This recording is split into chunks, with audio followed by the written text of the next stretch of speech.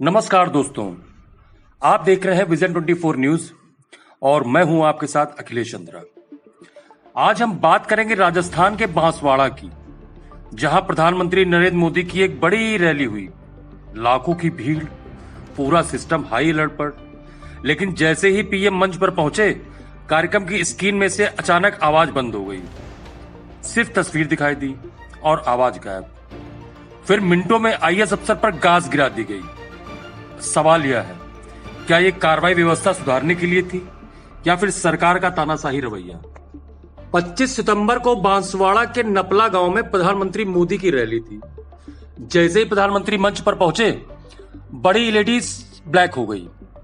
तो कभी पिक्चर आती तो आवाज गायब। 10 मिनट तक दर्शक और जनता पीएम मोदी को कभी देख नहीं पाए तो कभी सुन नहीं पाए।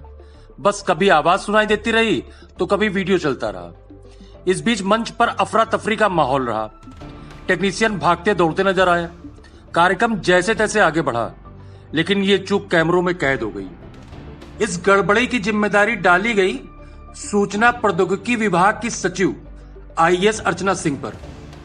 सरकार ने बिना देर के उन्हें पद से हटा दिया और सीधे एपीओ यानी अवेटिंग पोस्टिंग ऑर्डर में डाल दिया।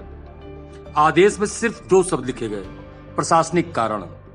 लेकिन ना तो जांच रिपोर्ट सामने आई, ना तकनीकी खराबी का असली कारण। सवाल उठ रहा है, आखिर इतनी जल्दबाजी क्यों? अधिकारी को अपनी बात कहने का मौका क्यों नहीं दिया गया? इस कार्रवाई के बाद पूरे नौकरशाही तंत्र में हलचल मच गई। कई अफसर मानते हैं कि टेक्निकल टीम की गलती को सीधे सचिव पर थोपना नाइंसाफी है। तकनीकी खराबी बिजली, नेटवर्क या उपकरण की वजह से भी हो सकता है, लेकिन गाज गिरी सीधे अधिकारी पर। विपक्ष इसे सरकार की तानाशाही रवैया बता रहा है। कांग्रेस के नेताओं ने कहा, तकनीकी खराबी पर अगर आईएएस को सजा मिले तो यह डराने की राजनीति है। सोशल मीडिया पर भी बहस छिड़ गई है।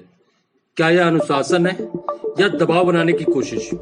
दरअसल प्रधानमंत्री के कार्यक्रमों को लेकर प्रशासनिक तैयारी हमेशा बेहद कड़ी होती है।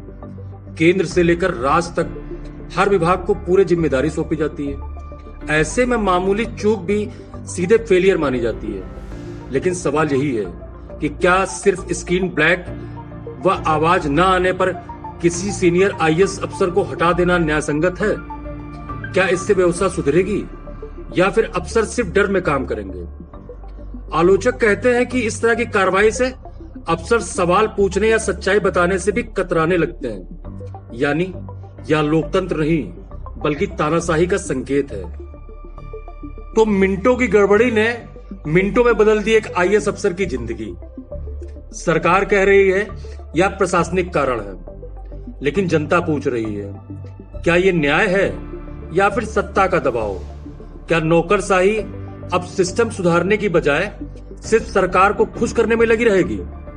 आपकी राय हमारे लिए अहम है। कमेंट सेक्शन में जरूर बताइए कि आप इसे क्या मानते हैं, अनुशासन या तानाशाही। मैं हूं अखिलेश चंद्रा और आप देख रहे थे विजन 24 न्यूज। ताजा तरीन खबरों के लिए चैनल को लाइक और सब्सक्राइब करना ना भूलें। जय हिंद।